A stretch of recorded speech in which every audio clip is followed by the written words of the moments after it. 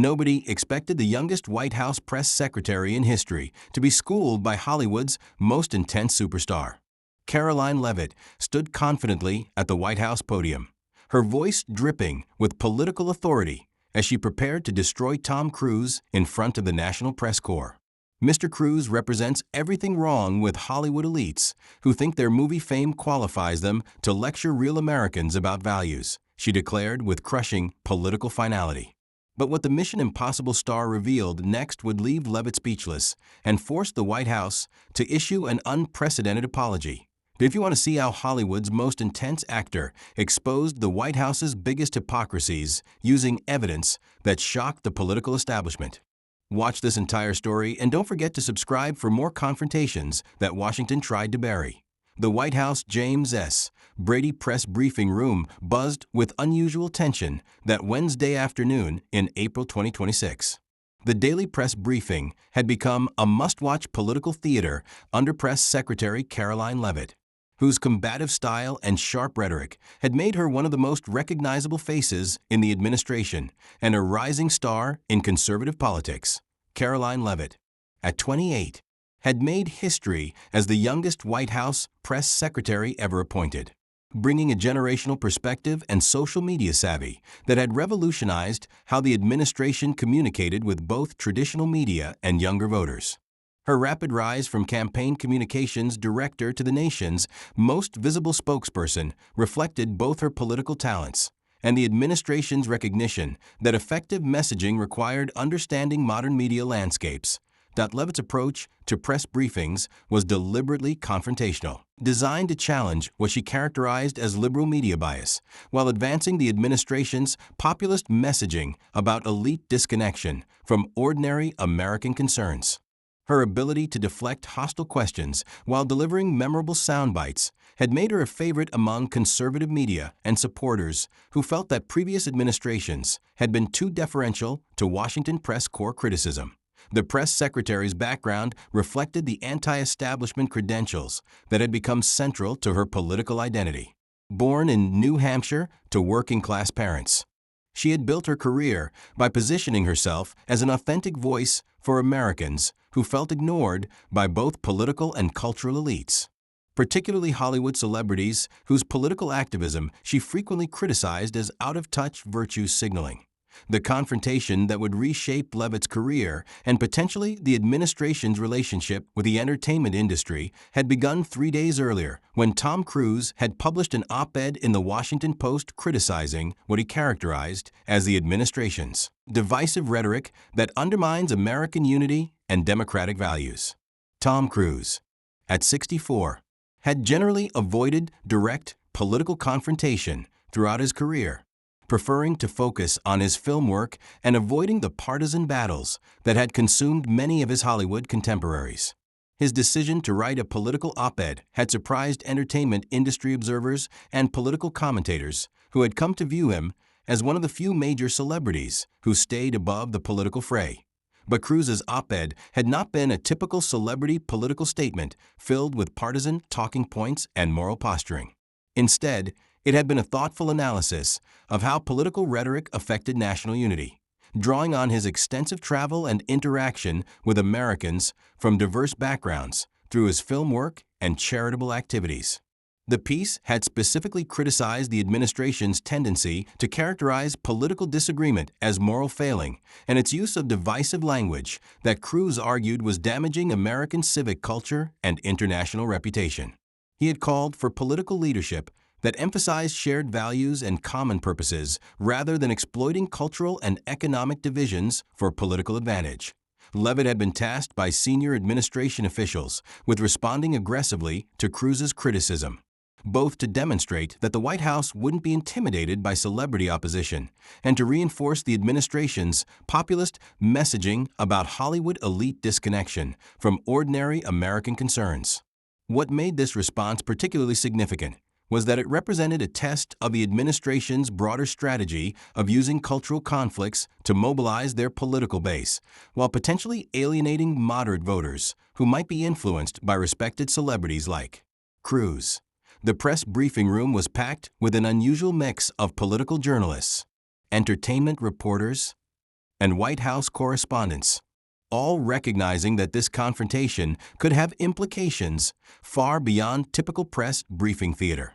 The presence of Tom Cruise himself, sitting quietly in the front row among the regular White House press corps, had created an atmosphere of anticipation that exceeded normal briefing room tension as Karoline Leavitt took the podium that afternoon. She carried herself with the confidence of someone who had successfully navigated hostile press briefings and emerged stronger from confrontational exchanges with experienced political journalists.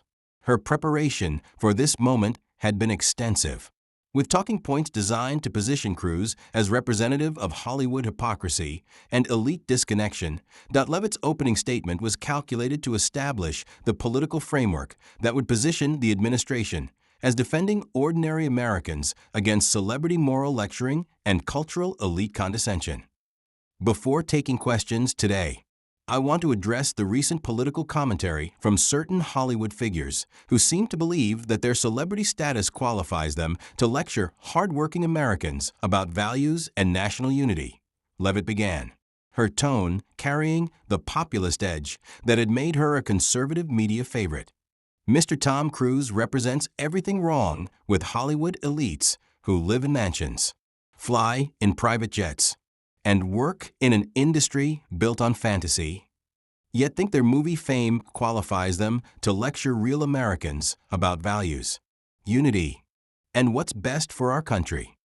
The attack was designed to reduce Cruise to a typical Hollywood liberal, while establishing Leavitt's authority as a voice for authentic American concerns against celebrity virtue, signaling, and moral posturing. While Mr. Cruise has spent decades making hundreds of millions playing make-believe, this administration has focused on delivering real results for working families, protecting American jobs, and defending the values that made this country great. Leavitt continued, building toward her most pointed criticism. Tom Cruise remained composed in his front row seat, though observers noted his increased focus as he recognized that Leavitt was launching a comprehensive character attack rather than engaging with the substance of his political commentary. I think the American people are tired of being lectured by celebrities who have never struggled to pay bills, never worried about losing their jobs to outsourcing, and never experienced the real challenges facing ordinary families in this country, Leavitt declared, her rhetoric designed to appeal to voters who felt alienated by both political and cultural elites. What happened next would transform the entire dynamic of the briefing and ultimately Leavitt's political career, as Tom Cruise requested permission to respond to her characterizations and began a presentation that would systematically challenge every assumption underlying her attack. Ms. Leavitt, thank you for your comments, Cruise began, his voice carrying the intensity that had made him famous while demonstrating obvious preparation for this political confrontation. I appreciate the opportunity to address your concerns about celebrity political commentary and to provide some context that might change your perspective on both my background and my motivations for speaking out. The respectful but confident tone immediately signaled that Cruise was prepared to engage in serious political dialogue rather than simply defending his reputation. Catching the attention of journalists who had expected either defensive responses or celebrity self-righteousness, Leavitt attempted to maintain her aggressive approach, expecting that Cruise would provide material for further populist attacks. Mr. Cruise, with respect, I think the American people would be more interested in hearing about your latest movie than your political opinions about an administration that's actually delivered results for working families. Cruise's response would begin his systematic demolition of every assumption underlying Leavitt's populist attack, while demonstrating an understanding of American working class concerns that would shock everyone in the briefing room. Ms. Leavitt, I understand your skepticism about celebrity political commentary, and I think your concerns about authenticity and connection to ordinary American experiences deserve a serious response, Cruise replied, producing a comprehensive portfolio that he had clearly prepared extensively. You mentioned that I've never struggled with economic challenges or worried about job security. I'd like to share some information about my background that might provide different context for understanding my perspective on American working families. The introduction of biographical evidence immediately changed the atmosphere in the briefing room, suggesting that Cruz had prepared for this confrontation with the same intensity that had made him legendary in Hollywood preparation and research. I was born into poverty in Syracuse, New York, to a father who struggled with employment and a mother who worked multiple jobs to support our family, Cruz began, displaying documentation that supported his account. By age 14, I had lived in 15 different cities as my family moved constantly seeking stable employment and affordable housing. The personal history was compelling and directly contradicted Leavitt's characterization of him as someone disconnected from economic struggle and working class concerns. I dropped out of high school to pursue acting not because I was pursuing glamorous celebrity, but because my family needed income and I saw entertainment as the only path to economic stability that didn't require college education we couldn't afford, Cruz continued, providing specific details that demonstrated authentic working class background. Leavitt was beginning to realize that her populist attack was backfiring as Cruz revealed personal history that actually aligned with the working class values that her political messaging claimed to champion. Furthermore, Cruz said, clicking to financial documentation that would shock the briefing room. Over the past 2 decades, I've personally contributed over $200 million to charities focused specifically on working class issues, job training programs, affordable housing initiatives, educational scholarships for families who can't afford college, and small business development in economically distressed communities. The charitable giving was extensive and demonstrated sustained commitment to exactly the kind of working class concerns that Leavitt's political rhetoric claimed to prioritize. But more importantly, Cruz continued, I'd like to address your suggestion that celebrity political commentary lacks legitimacy by discussing the actual basis for my concerns about current political rhetoric and its impact on American unity. Leavitt attempted to dismiss his charitable work through typical political deflection.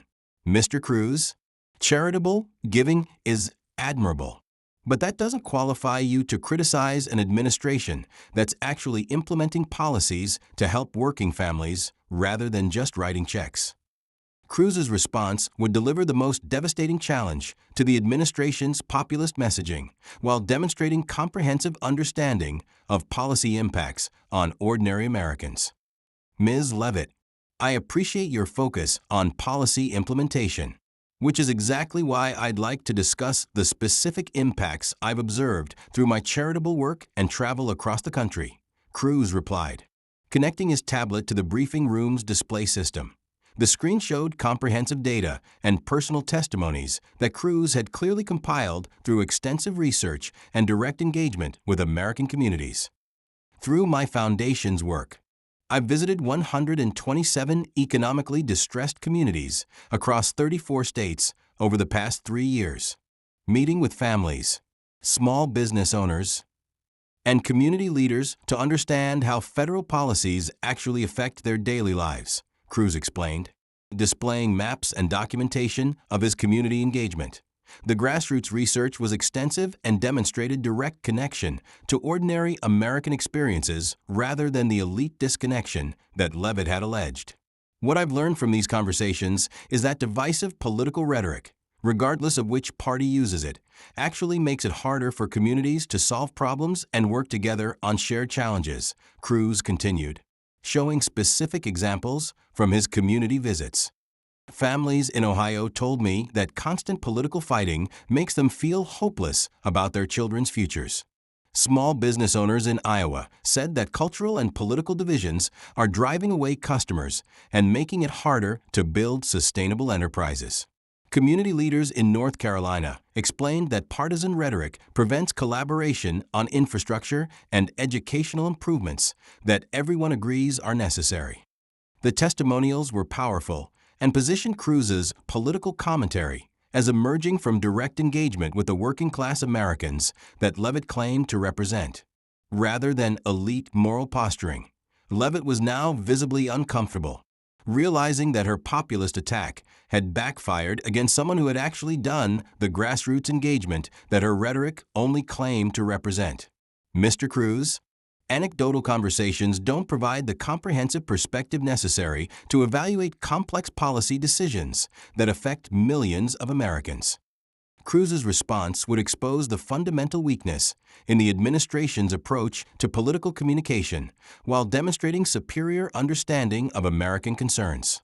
Ms. Leavitt, I agree completely about the importance of comprehensive perspective, which is why I'd like to share systematic data from the research my foundation has conducted. He clicked to survey results and policy analysis that had clearly been prepared by professional researchers working with his charitable organization. We've conducted formal surveys with over 15,000 Americans across diverse demographics and geographic regions, asking specifically about how political rhetoric affects their sense of national unity, economic optimism, and trust in democratic institutions. The research was methodologically sound and represented more comprehensive public opinion analysis than most political organizations conducted regularly.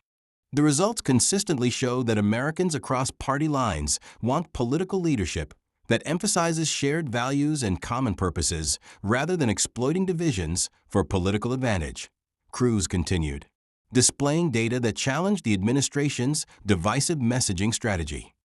73% of respondents, including majorities of both parties, said that current political rhetoric makes them less optimistic about America's future. 68% said that divisive language from political leaders makes it harder for their communities to address local challenges. The polling data was professionally conducted and revealed public sentiment that contradicted the administration's assumption that divisive rhetoric was politically beneficial. Most importantly, Cruz said, clicking to his most powerful evidence, 81% of Americans said they want political leaders who bring people together rather than drive them apart, regardless of specific policy disagreements. Leavitt attempted one final political attack, falling back on partisan talking points about media bias and elite criticism. Mr. Cruz, polls can be manipulated to support any political narrative. The real measure of leadership effectiveness is policy results that actually improve people's lives. Cruz's final response would deliver a masterclass in political communication while exposing the administration's rhetorical weaknesses. Ms. Leavitt, I agree completely that policy results matter most, which is exactly why I believe political rhetoric should focus on uniting Americans around shared solutions rather than dividing them for political advantage. He paused, then delivered his most pointed critique of the administration's approach. The challenge is that divisive rhetoric makes it harder to build the bipartisan support necessary for major policy achievements. When political leaders spend more time attacking their opponents than explaining their solutions, they undermine their own ability to implement effective policies.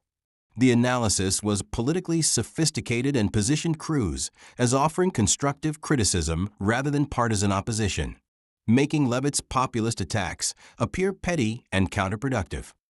I'm not criticizing this administration because I disagree with all of its policies, Cruz concluded.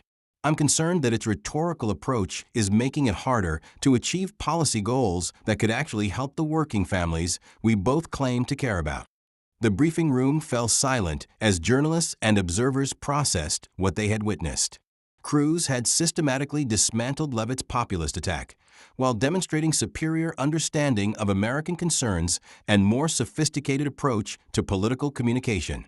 Leavitt was left without an effective response, her prepared talking points having been neutralized by Cruz's comprehensive preparation and authentic engagement with working-class communities. Within hours, clips of the exchange were viral across all platforms, with political commentators from both parties praising Cruz's preparation and criticizing Leavitt's failed attempt to score easy political points against a well-prepared opponent.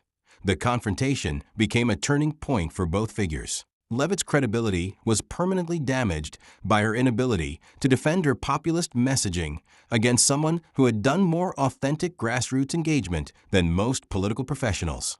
While Cruz emerged as a respected voice for political unity and constructive dialogue, the White House was forced to issue a statement acknowledging Cruz's charitable work and community engagement while walking back Leavitt's characterizations of his background and motivations.